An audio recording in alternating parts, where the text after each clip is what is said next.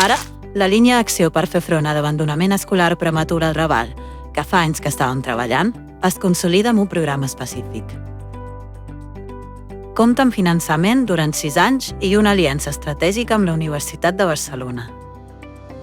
El programa vol generar una estratègia territorial compartida al Raval, amb les següents fases. Una diagnosi participada sobre les desigualtats educatives. Un pla d'acció de barri, a 5 anys vista, que ens serveixi com a full de ruta compartit. El desenvolupament de les accions i l'avaluació. Una peça fonamental del programa és la Càtedra UB Fundació Tot Raval d'Acció Comunitària per a l'Equitat Educativa al Raval, creada per donar suport metodològic, estratègic i científic al procés comunitari, a través de la recerca, la formació i la transferència, l'assessorament i l'avaluació, que ens permetran afinar les intervencions i avaluar-ne l'impacte.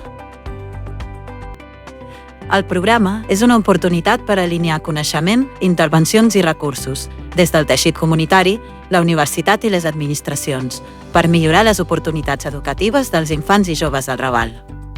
Volem assajar noves maneres de fer, apostar per metodologies comunitàries i engegar col·laboracions público-comunitàries que es puguin consolidar en el temps.